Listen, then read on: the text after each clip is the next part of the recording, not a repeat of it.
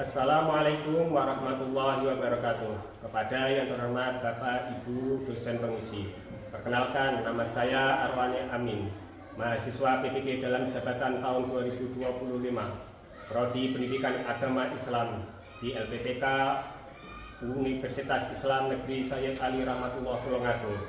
Hari ini tanggal 4 Oktober 2025 akan melaksanakan praktek pembelajaran uji kinerja di SDN 1 Lumo dengan materi menyambut usaha balik di kelas 4. Sekian dari saya. Wassalamualaikum warahmatullahi wabarakatuh. Selamat pagi anak-anak. Pagi, Pak. Apa kabar? Alhamdulillah.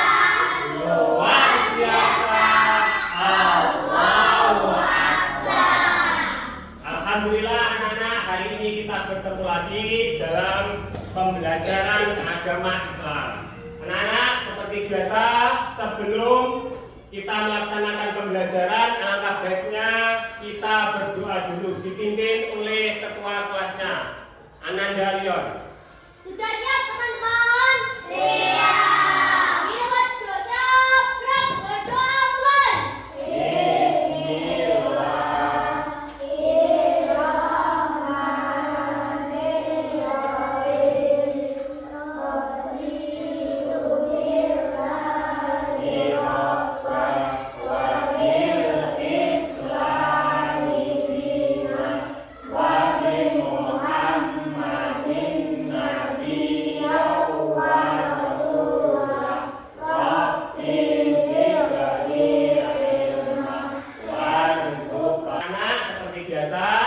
Sebelum kita belajar, kita pembiasaan membaca surat pendek dulu. Untuk hari ini kita membaca surat Al-Ahad bersama-sama ya. Kita awali dengan membaca ta'aruf bersama-sama. 1, 2, 3. A'udzu billahi minas syaitonir rajim.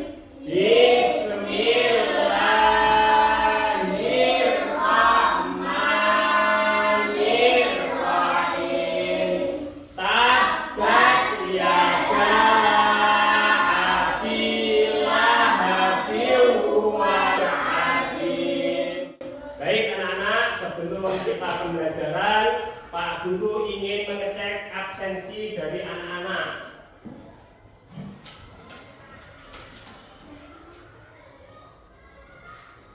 Yang pertama, Lavina Dian Nurmaya hadir. Yang kedua, Leon Purbakoro Hadir. Yang ketiga, Muhammad Ardian Sabri Agusta. Yang kelima, Muhammad Bukni Alafi. Jadi hari ini ada semua ya, Nak ya. Hari ini kita akan belajar, tapi sebelum belajar, alangkah baiknya kita menyanyikan lagu nasionalis untuk membangkitkan rasa cinta tanah air kepada kita. Semuanya Pak Guru harap berdiri. Semuanya berdiri. Hari ini kita akan menyanyikan lagu Garuda Pancasila ya, bersama-sama. Hitungan ketiga kita mulai menyanyikan lagu Garuda Pancasila. 1, 2, 3. Garuda Pancasila, akulah pendukungmu. Patriot proklamasi. Anak-anak, hari ini kita akan belajar tentang menyambut usia balik. Apa? Menyambut usia balik. Tetapi sebelum itu, Pak Guru pengen bertanya kepada anak-anak, apakah masih ada yang ingat kemarin kita belajar tentang materi apa ya? Materi keberagaman. Betul. Materi keberagaman ada yang lagi? Toleransi. Betul. Toleransi beragama. Ada lagi? Betul. Menghormati sesama. Minggu kemarin kita telah belajar tentang keberagaman. Ada apa saja keberagaman yang ada di Indonesia, Nak? Ayo. Budaya. Betul, ada keberagaman budaya, ada apa lagi? Keragaman agama. Anggota anak-anak ketika temannya berbeda agama, berbeda suku maupun berbeda apapun harus saling menghormati. Kita akan menerangkan tujuan pembelajaran pada hari ini. Tujuannya kenapa kita belajar tentang menyambut usia balik? Setelah mengikuti kegiatan pelajaran, kalian harus dapat pertama menyebutkan tanda-tanda usia balik atau kedewasaan dengan benar. Jadi harus bisa menyebutkan tanda-tanda usia balik seperti apa. Nomor 2, membuat paparan mengenai tanda-tanda usia balik dalam pandangan ilmu fikih dan ilmu biologi dengan benar. Jadi nanti dalam materi menyambut usia balik ini akan ada pandangan secara fikih dan juga secara biologi. Nomor 3, membiasakan sikap bersyukur, taat beribadah dan bertanggung jawab. Agar lebih semangat kita tepuk semangat dulu ya, biar lebih semangat pembelajaran kita. Oke? Yo, tepuk semangat.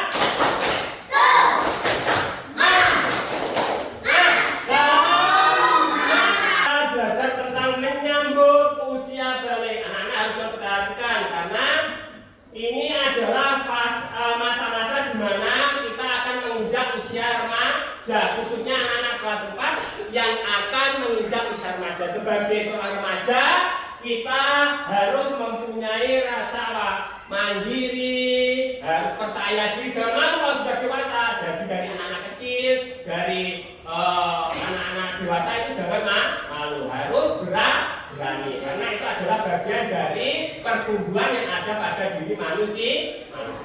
Sekarang anak-anak perhatikan menyambut usia balik. Apa itu balik?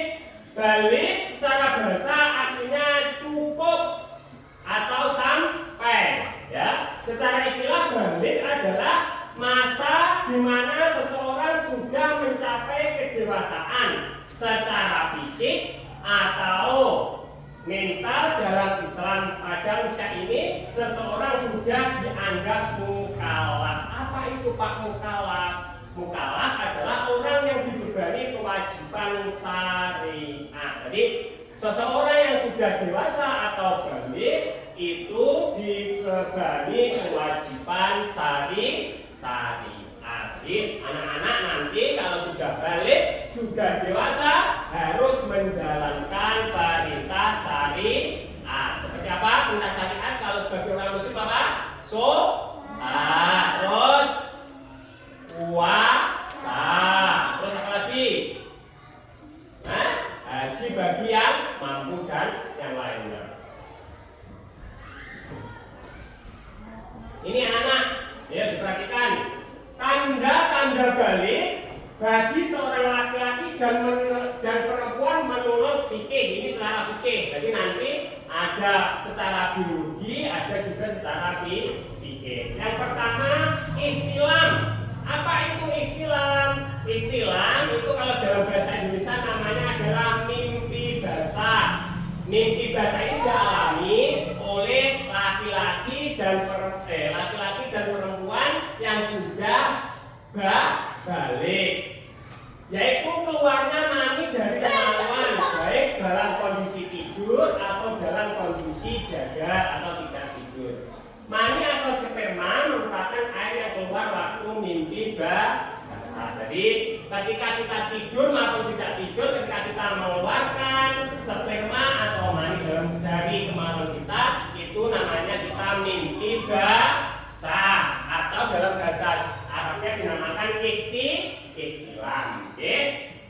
Nomor 2, haid. Kalau haid ini khusus untuk perempuan, untuk perempuan haid atau menstruasi.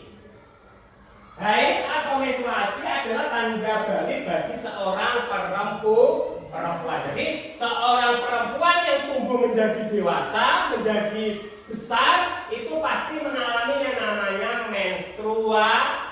Menstruasi ini adalah qadarullah. Ini adalah pemberian dari Allah. Jadi menstruasi ini adalah pemberian dari Allah yang diberikan hanya kepada kaum perempuan. Biasanya itu kalau sudah haid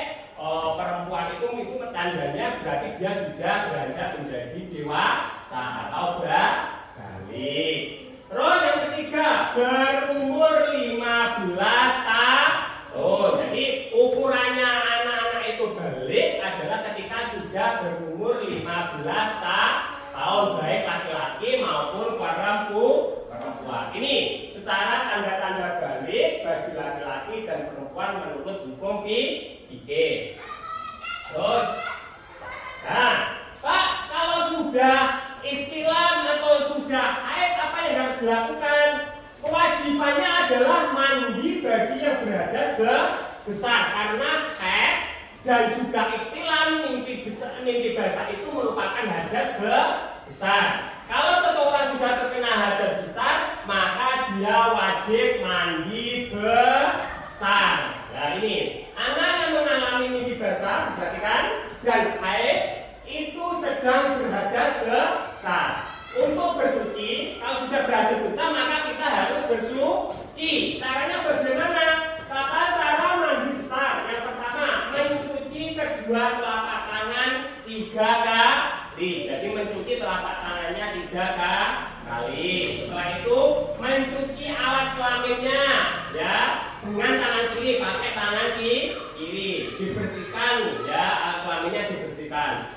Nomor yang ketiga atau C, yaitu membersihkan tangan kiri, menggosok ke tanah atau pakai sabun. Kalau di dalam kamar mandi biasanya kita menggunakan sabun, ya, jadi menggunakan sabun, bersihkan dengan tangan kiri. Terus yang ke D adalah berwudu dengan sempurna. Anak-anak setelah selesai itu harus berwudu dengan sempurna.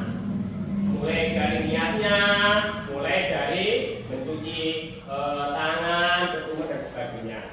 Yang keempat adalah menyela-nyela rambut kepala dengan air. Tadi airnya ketika di sela-sela rambut itu harus dirapikan atau dibasahi semuanya. Harus kena air. Jika rambutnya lebat atau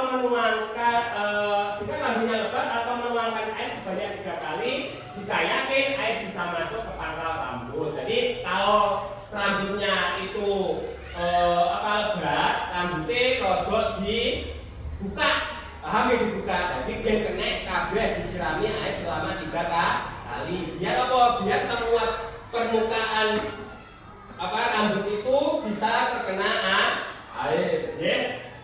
Yang kelima adalah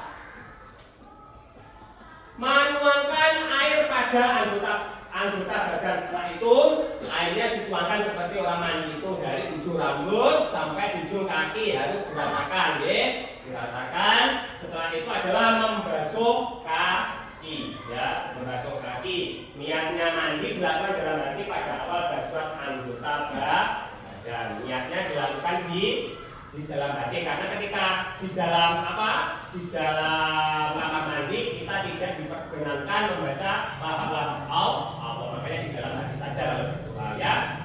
Terus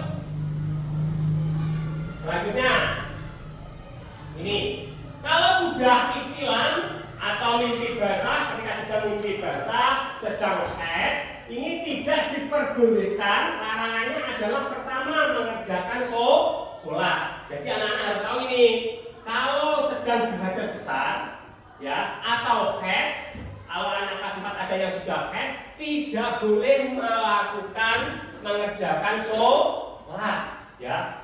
Jangan mengerjakan sholat, tidak boleh sebelum suci. Cara menyucikan tadi seperti mandi besar. Yang kedua adalah sujud tilawah, ya. Tidak boleh melakukan sujud tilawah. Dan sujud syukur tidak boleh juga lakukan sujud syukur karena sedang berhadas besar. Yang kedua apa, anak? Membaca Al-Quran. Jadi orang yang haid atau berhadas besar seperti keluar mani tidak boleh membaca Al-Quran. Hati-hati, yang haid, yang sudah balik atau yang sudah tadi berhalangan berhadas besar tidak boleh membaca Al-Quran. Nanti malah berdosa kalau membaca Al-Quran. Menyentuh pun juga tidak boleh. Menyentuh Al-Quran dan membawa Al-Quran pun juga tidak boleh.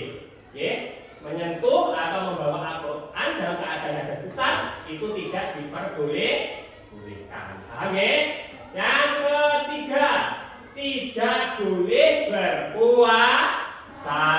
Jadi diwajibkan untuk tidak berpuasa bagi yang berhadas besar. Pak, lah kalau semisal Pak, saya paginya puasa, tapi di tengah jalan pada siangnya saya mimpi basah atau kayak bagaimana Pak? Harus segera dibatalkan, jangan ditunggu sampai maghrib, tidak boleh.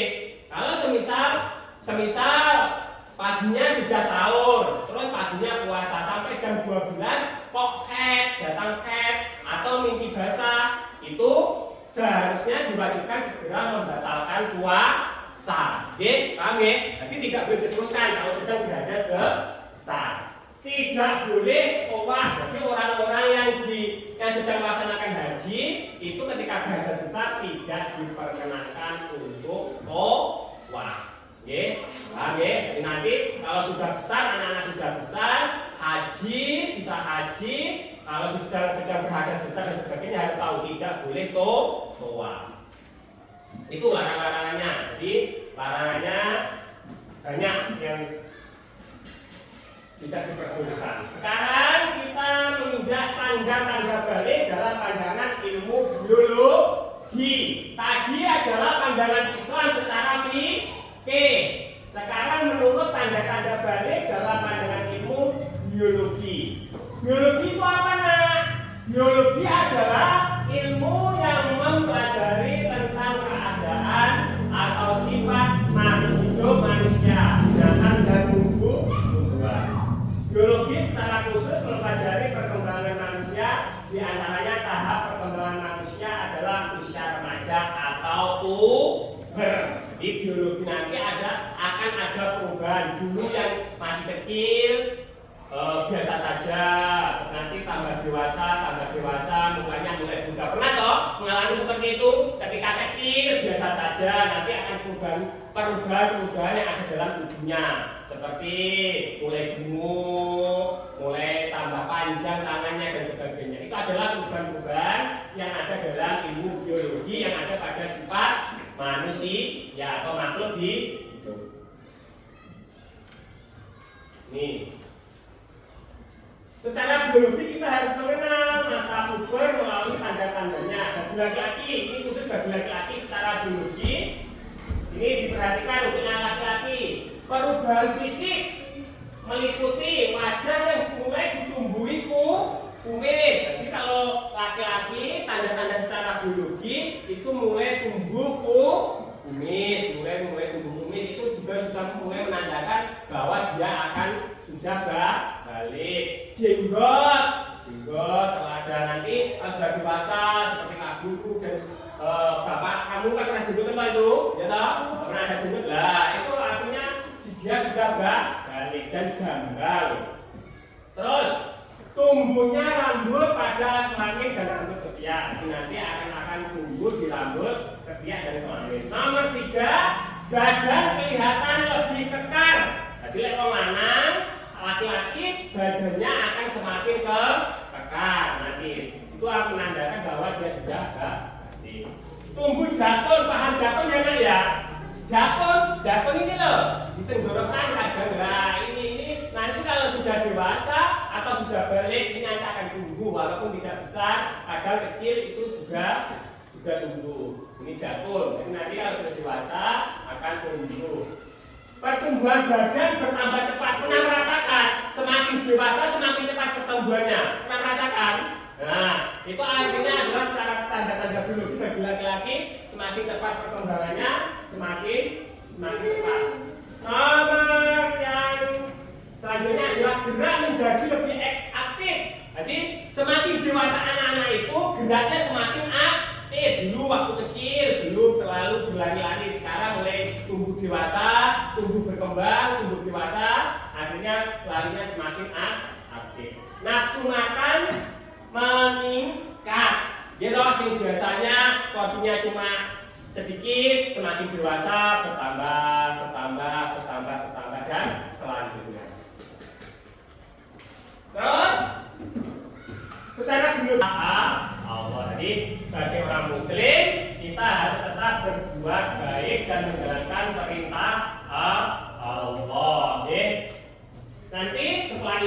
semasa Pak Guru menjelaskan, nanti Pak Guru akan membagikan lembar kerja kelompok. Jadi nanti anak-anak akan berdiskusi dengan kelompoknya, membahas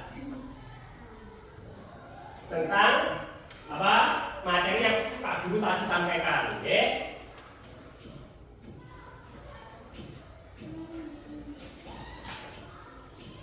Nih, untuk kelompok 1 silakan dikerjakan secara kelompok. Oke, dan kerjaan kelompok dibaca dan dikerjakan secara kelompok. Kelompok 2 ini. Oke, ya, ayo.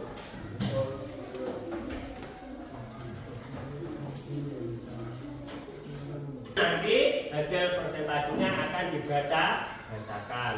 Yuk, untuk kelompok 1 maju, kelompok 1 maju. Yuk, maju sini semuanya. Maju, kelompok 2 dan kelompok 3 nanti mendengarkan apa yang disampaikan oleh kelompok 1. Yuk. Nah, yuk. Sini, enggak apa-apa, sini loh. Yuk, wes.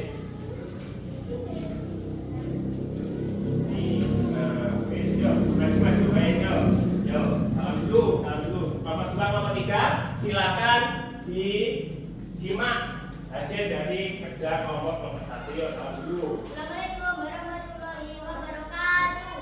Waalaikumsalam warahmatullahi wabarakatuh. Hasilnya?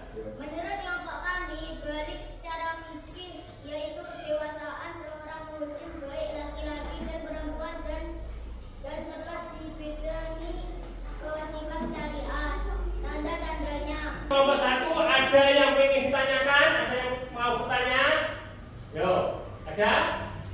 Sangat jelas dan saya mengerti larangan saat hari. Oh, dari kelompok 2. Hah? Apa? Oh, apa? Bagaimana? Ada?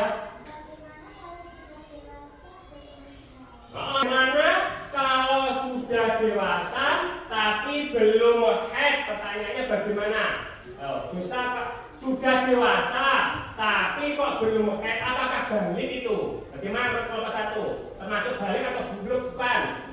Balik. Jadi ketika sudah berumur 8 sudah haid tapi belum dewasa itu sudah balik. Paham ya? Paham. Ada lagi atau cukup? Cukup. Yuk. Sudah salah tadi? Sudah. Silakan kembali ke depan. Yuk. Sekarang kelompok 2. Yuk, ke depan. Berbaca. Kelompok 2. Yuk, dibacakan hasil diskusinya.